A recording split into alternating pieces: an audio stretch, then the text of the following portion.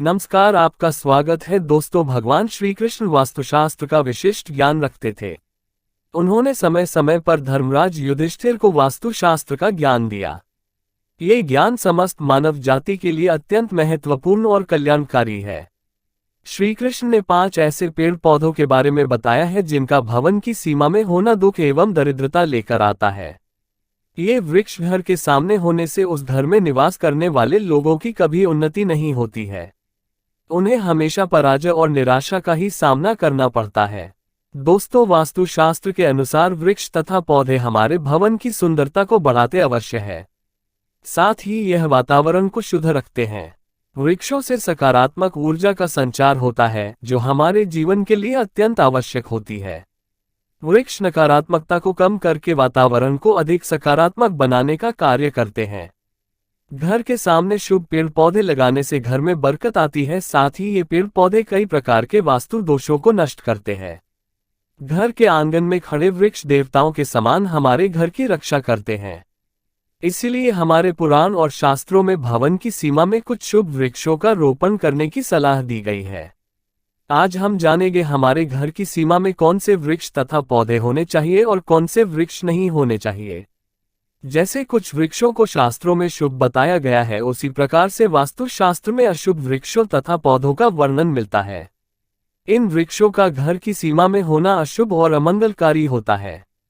ये वृक्ष घर के सामने होने से दुख तथा दरिद्रता का ही सामना करना पड़ता है। इन वृक्षों के सान्निध्य में रहने पर धन का नाश होता है, शत्रुओं में वृद्धि होती है, मनुष्य अपना मान सम्मान तक खो देता है। इसीलिए यदि आपने भी जाने अनजाने में अपने घर के आंगन में अथवा घर के अंदर ऐसे वृक्ष तथा पौधे लगाए हैं तो बिना देरी किए उन्हें तुरंत हटा देना चाहिए। सबसे पहली बात है, घर के मुख्य द्वार को हमेशा ही लताओं से, फूलों और पौधे से सजाकर रखना चाहिए। मुख्य द्वार जितना सुंदर और सुशोभित होगा, उस घर में उतनी ही अधिक सुख शांति बनी रहेगी। किंतु ध्यान रहे, मुख्य द्वार पर किसी भी वृक्ष की छाया नहीं पड़नी चाहिए। इससे छायावेद निर्माण होता है और परिवार में समस्याएं उत्पन्न होने लगती है। दूसरी बात है, भवन के आग्नेय कोण में और नैऋत्य कोण में किसी भी प्रकार के वृक्षों को लगाना शुभ माना नहीं जाता। ये वृक्ष जल्दी ही सूख जाते हैं और अशुभ परिणाम प्राप्त होते हैं।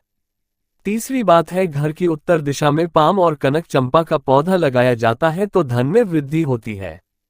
चौथी बात है, यदि घर का मुखिया व्यापार करता है तो उसे घर की सीमा में नीम और बेल के वृक्ष का रोपण करके उनका पालन पोषण करना चाहिए। इससे उनके व्यापार में अधिक लाभ प्राप्त होता है। पांचवी बात है, भवन के परिसर में कहीं भी ऊपर की तरफ जाने वाली लता बहुत ही शुभ परिणाम देती है, किंतु अगर लता ऊपर से नीचे की तरफ आती है तो अधोगति होती है और दुख भोगने पड़ते हैं। यदि इस स्थान पर कोई मनी प्लांट लगा हुआ हो तो और भी अधिक शुभ फल मिलते हैं। छठी बात है, केले का पेड़ भवन के लिए बहुत ही अधिक शुभ माना जाता है, लेकिन इसे घर के पीछे लगाना चाहिए। यदि इसे घर के सामने लगाना हो तो तुलसी के पौधे के पास लगा सकते हैं।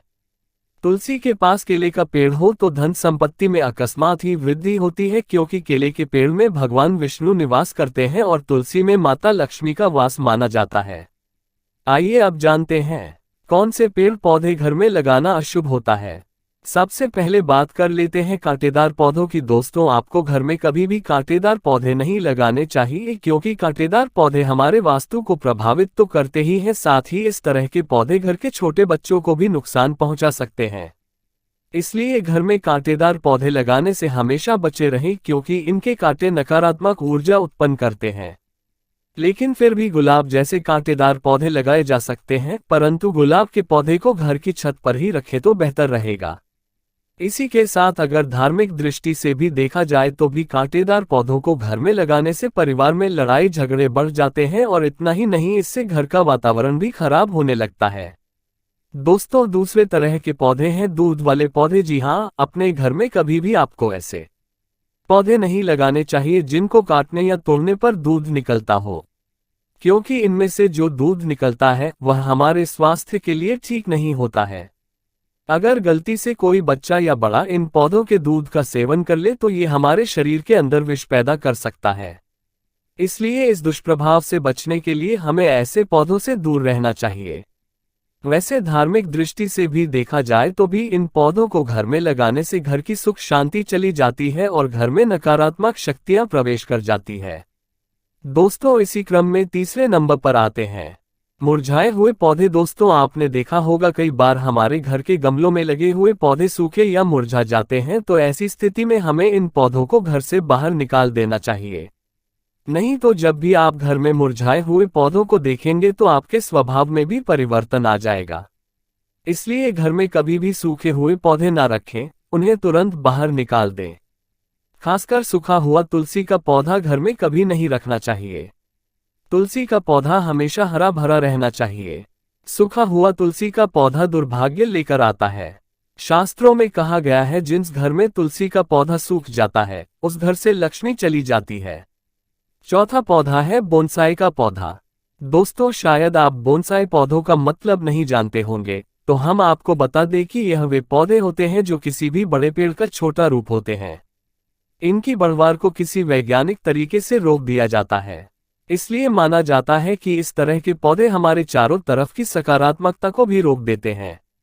इसलिए बोनसाई पौधों को ना ही घर में तैयार करना चाहिए और ना ही बाहर से लाकर लगाना चाहिए, क्योंकि वास्तुशास्त्र के अनुसार यह पौधे घर में रहने वाले हर सदस्य का आर्थिक विकास रोक देते हैं। दोस्तों, अब बात कर लेते हैं बबूल के बारे में। आपको पता ही होगा, यह एक बड़ा कांटेदार वृक्ष होता है, इसलिए इसका पौधा घर में लगाने का सवाल ही नहीं उठता। फिर भी कोई बोनसाई करके इसको घर में लगाने की सोच रहा है तो ऐसा बिल्कुल न करे, क्योंकि यह वास्तु की दृष्टि से ठीक नहीं रहता। ऐसे पौधे सिर्फ हमें नुकसान पहुंचाते हैं, क्योंकि इनके कांटे बड़े हानिकारक होते हैं। दोस्तों, अब बात कर लेते हैं कास्टर प्लांट के बारे में। कास्टर प्लांट देखने में भले ही बेहद अच्छा लगता हो, लेकिन इसे दुनिया का सबसे खतरनाक पौधा माना गया है। इस पौधे के बीज 2 दिनों के अंदर इंसान की जान ले सकते हैं। इसे घर में लगाने की भूल बिल्कुल नहीं करनी चाहिए। अगर आप इसे घर में लगाते हैं तो छोटे बच्चे इसके बीज गलती से निकल सकते हैं। इस पौधे को घर में ही नहीं बल्कि घर के आसपास भी नहीं रखना चाहिए। अगर आसपास ये पौधा हो तो तुरंत इसे उखाड़ कर फेंक दे। दोस्तों, अब बात कर लेते हैं बेर के पौधे के बारे में। कहा जाता है कि फलों में गिने जाने वाले बेर को खाने के लिए लोग इसे अपने घर में भी लगा लेते हैं, लेकिन ये गलत है।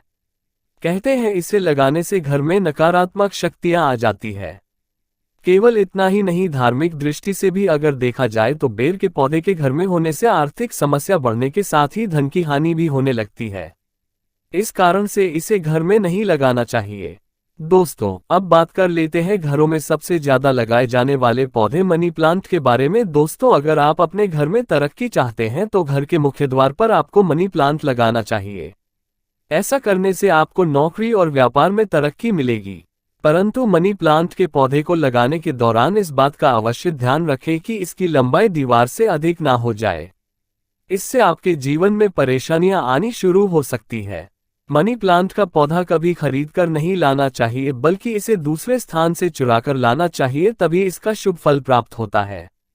अब बात करते हैं पपीते के पेड़ के बारे में। वास्तुशास्त्र के अनुसार घर में कभी भी पपीते का पेड़ नहीं लगाना चाहिए। यह पेड़ घर के लिए बहुत ही अशुभ होता है। अगर यह पौधा अपने आप उग जाए तो इसे तुरंत उखाड़ना चाहिए। जब फल खत्म हो जाए तो उसके बाद इसे उखाड़ कर फेंकना चाहिए। अगर पीपल का वृक्ष भवन की पूर्व दिशा में होता है तो घर में निर्धनता व्याप्त हो सकती है। वट वृक्ष घर की पश्चिम दिशा में हो तो घर में शोक का काल चिरकाल तक रहता है। दक्षिण दिशा में तुलसी का पौधा हो तो संतान को पीड़ा सहन करनी पड़ती है। किसी भी मृत वृक्ष की छाया घर पर पड़ती है तो यह मृत्यु सूचक होता है। मृत वृक्ष को तुरंत उखाड़ देना चाहिए। तो दोस्तों, इस प्रकार से वास्तुशास्त्र में घर में लगाए जाने वाले पेड़ पौधों के बारे में महत्वपूर्ण जानकारी दी गई है। कमेंट में जय श्री कृष्ण जरूर लिखें। साथ ही वीडियो को लाइक करना ना भूलें और दोस्तों के साथ शेयर करें। ऐसी ही जानकारी पाने के लिए चैनल को सब्सक्राइब जरूर करें। आप सभी का धन्यवाद।